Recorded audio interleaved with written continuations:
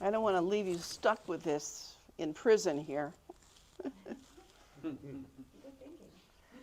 And these little spirit drawings I've been doing, I never know when I'm going to do it. It takes only a minute. Okay. Is that good? All right. So it takes only a minute to do these, and they just come. And I just always draw the same spiral. And at the time that I did this, which was in February of 22, I didn't have the circular chart. So it's taken me that long to realize how this goes with this. So what we're forgiving is I, the lucid dreamer, want to forgive myself for having made this little person down here who's suffering and special and, you know, whatever, they're in misery down here or acting badly. And the tendency is to want to push that away. So I'm not an ego, I'm the holy child of God, da-da-da-da-da-da, and stay up here.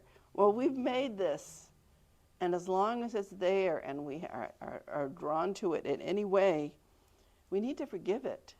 And the way we forgive it is by ministering to that part of ourselves.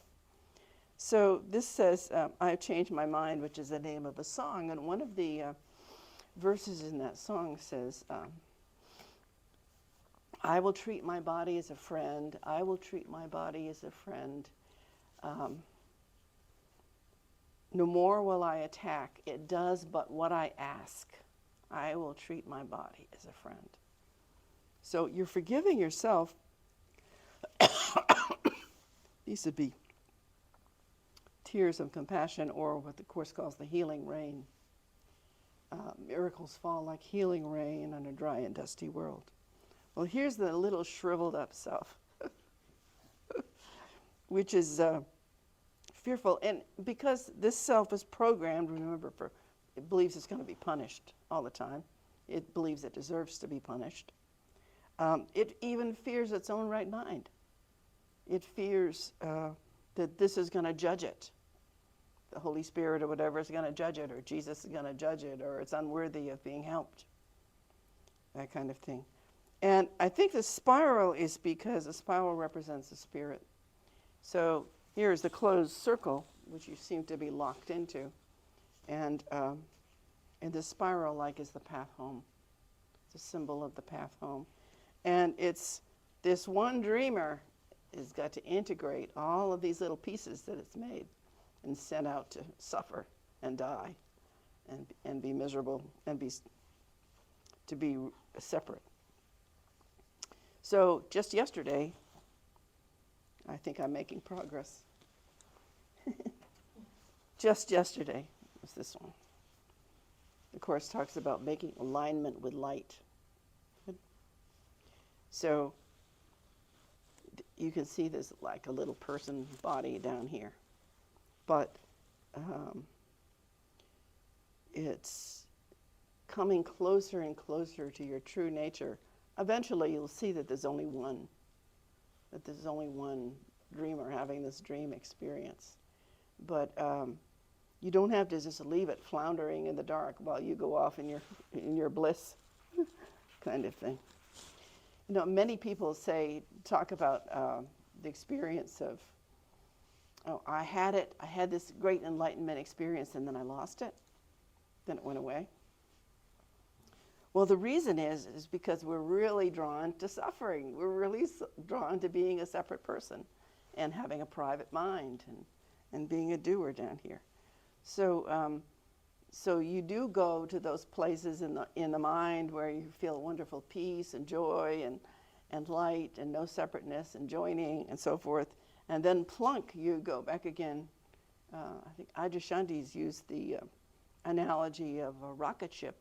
You know, when it's trying to leave Earth's atmosphere, it goes up and up and up and goes into the light, and it's almost through the atmosphere, and then it loses oomph and crashes back to Earth. Well, that's what we're trying to do, and we're trying to, think I can just yank my mind away from this.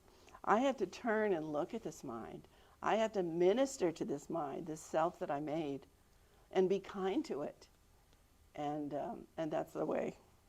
And also learning to trust. Of the 10 characteristics of God's teachers in the teacher's manual, trust is the first one and receives the most attention.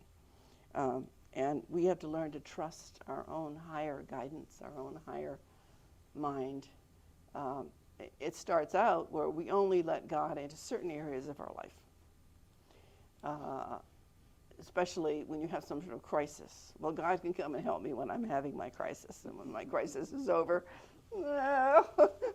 things kind of go back to what they were. But gradually, it's opening up more and more, and you realize, why wouldn't I? I mean, if it's only my thoughts, my false thoughts that are causing me suffering, why wouldn't I want to go back to receive my true thoughts?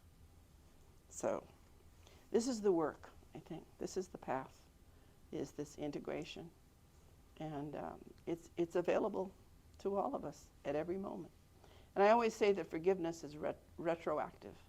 So it doesn't matter how long ago you forgot to be mindful, or you forgot to look at what you were doing, or how long you've been in having your temper tantrum about whatever it is. If now you remember, then now it's all it takes is now, because that's the only time that you have that experience of forgiveness is right now.